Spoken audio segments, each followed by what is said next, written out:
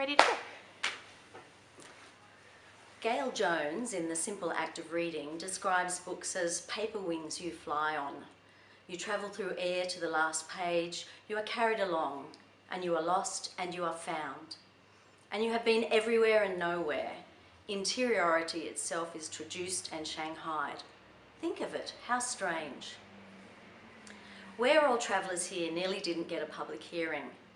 I learned the hard way that you don't have to like your characters, but you do have to trust them to show you what makes them tick.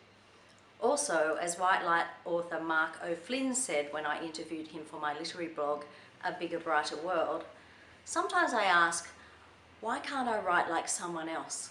But then I realise, hang on, I'm writing like me. And as Anthony Burgess has said, that will have to do. I'm grateful to Spineless Wonders for establishing the Carmel Bird Award and to Carmel Bird for lending her support to it. I was lucky enough to interview Carmel about her marvellous new book, My Hearts Are Your Hearts, that is also being launched today. Congratulations, Carmel, and thanks again. Congratulations too to the other writers whose stories will be published in the Michael McGurr Selects series. Your commitment inspires me to want to continue to travel with you and to learn from you. Spineless Wonders makes this easy, of course, because as well as being a specialist Australian publishing house, it is a very special community.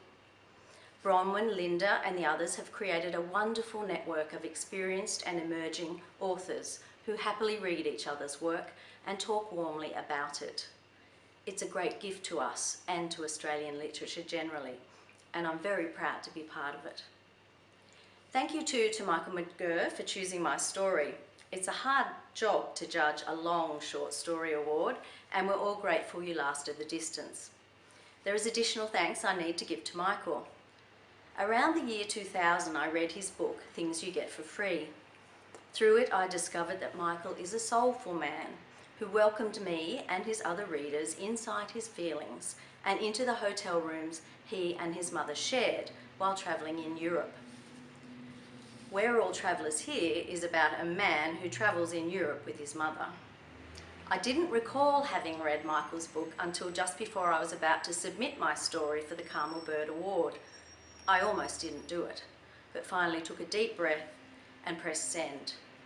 I now like to think that Michael's story, lodged in the dark recesses of my murky mind, discreetly fed the arterial blood that enriched Eric and Marguerite's journey.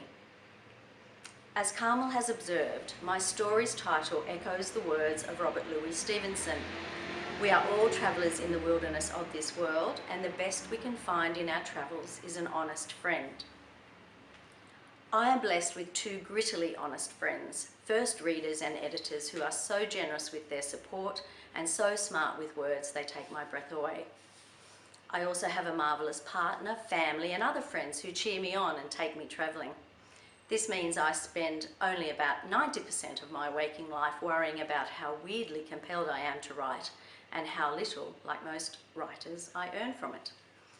At the point that this video is shown, I'll be living the other 10%, the traveller who says, stuff it, let's go hang out in Iceland. Lastly, I want to thank my mother, who is long dead but remains influential. Her travel journal from the 1950s gave me my first inkling of how to be a writer. I lapped that book up, fell in love with travel and the exhilarating and sometimes excruciating flight of writing stories. Mum taught me to read too. I found wings.